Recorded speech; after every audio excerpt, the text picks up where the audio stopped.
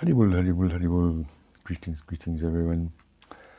So this morning I was thinking about the glories of the pure devotee of Krishna, how fortunate we are to hear from him. Why is that? Because he has this amazing, wonderful, surrendered quality. He is fully surrendered to Sri Krishna in mind, body, and words. He's described as the transparent via medium. So what does that mean? That means that he has no separate interest. He has no separate interest. His only desire is the happiness of Krishna. He's fully surrendered to Krishna. So in other words, whatever he does, whatever he says, whatever he thinks, wherever he goes, is fully under the divine protection and guidance of Sri Krishna. What does that mean? It means that hearing from him is as good as hearing from Krishna. This is the amazing thing.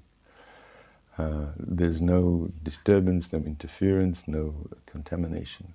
Fully pure, but there's the meaning of pure devotee. So everything he's doing is in complete harmony with Krishna's desire.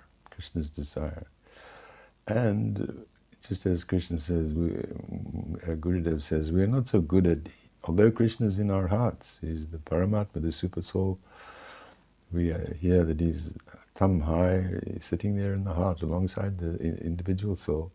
But we, in the conditioned state, are not good at hearing him. He's there, he's talking, he's available, but we have our attention elsewhere. Just like they say, it's like two birds on a tree. The one bird is Krishna, the other bird is the soul, but the soul is looking elsewhere. Even though his friend, his best friend, is right next to him, is not aware, not conscious of him. So Krishna kindly arranges, all right, you're not good at listening to me in the heart, so I'll come on the outside. My pure representative will come. It is not Krishna himself, but his pure representative will come on the outside. Then we are better able to hear and get the benefit of his association. So this is wonderful that here I am in this material world with all its calamities, this ocean of birth and death.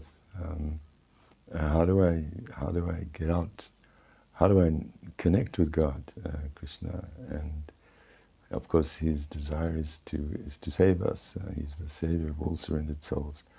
And how do we do that? We surrender to his pure devotee, and that is non-different from surrendering to Krishna. So this is very, very fortunate. We just like Prabhupada says, we know who God is, who Krishna is, we know his name, his address, where he stays, who his friends are, what he's doing. All of that information is there in the Shastras, the scriptures, and of course hearing that same information from the pure devotee. So just to further glorify the pure devotee, here's some wonderful offerings by Vijayacharya to his Gurudev, Srila Prabhupada. Let us glorify his divine grace, A.C. Bhaktivedanta Swami Prabhupada. It is because of Srila Prabhupada's efforts that the eternal brilliant lamp of Navadvip, Lord Chaitanya Mahaprabhu, is presently destroying the darkness of ignorance within the hearts of the living entities in this world. Let us glorify his divine grace, A.C. Bhaktivedanta Swami Prabhupada, being especially ordered by Sri Srimad Bhaktisiddhanta Saraswati Thakur, and being very merciful, he placed in the Western countries where English and other languages are spoken the auspicious treasure house of devotional literatures written by Srila Vyasadeva, Srila Krishnadas Kaviraj, and others. Let us glorify his divine grace, A.C. Bhaktivedanta Swami Prabhupada. Because of his expert logic, the brilliant sun of Lord Govinda's transcendental form is now illuminating this world. That sun has completely eclipsed the insignificant glowworms, which are the impersonalists. Let us glorify his divine grace, A.C. Bhaktivedanta Swami Prabhupada. Because of his efforts, the pure and crystal clear Ganges river of Srimad Bhagavatam, the king of the Puranas, is now flowing all over the world. The pebbles in that river are the jewels which are the prayers of the pure devotees, and playing within its waters are the swans, which are the pastimes of Lord Keshava. Let us glorify His Divine Grace, A.C. Bhaktivedanta Swami Prabhupada, who planted the charming lotus feet of Sri Radha and Krishna in hundreds of temples and thousands of hearts in this world. Let us glorify His Divine Grace, A.C. Bhaktivedanta Swami Prabhupada. Showering thousands of arrows, which are His books, He has destroyed the fierce army of illusions presented by the age of Kali. Let us glorify His Divine Grace, A.C. Bhaktivedanta Swami Prabhupada, the desired tree of the International Society for Krishna Consciousness, whose many splendid fruits are different methods of distributing Lord Chaitanya's nectarian message, has been planted by him upon this earth.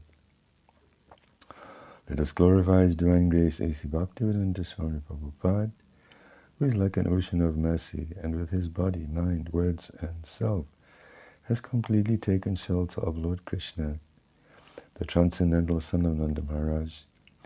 Srila Prabhupada lives forever in his divine instructions, and the followers live with him. These 8 verses describe the glories of His Divine Grace, A.C. Bhaktivedanta Swami Prabhupada. The author of these verses prays that those who read them regularly with a proper devotional spirit may become wonderfully empowered by the spiritual masters descended from Lord Chaitanya to preach the message of Lord Krishna in this world. Srila Prabhupada Ki Jai.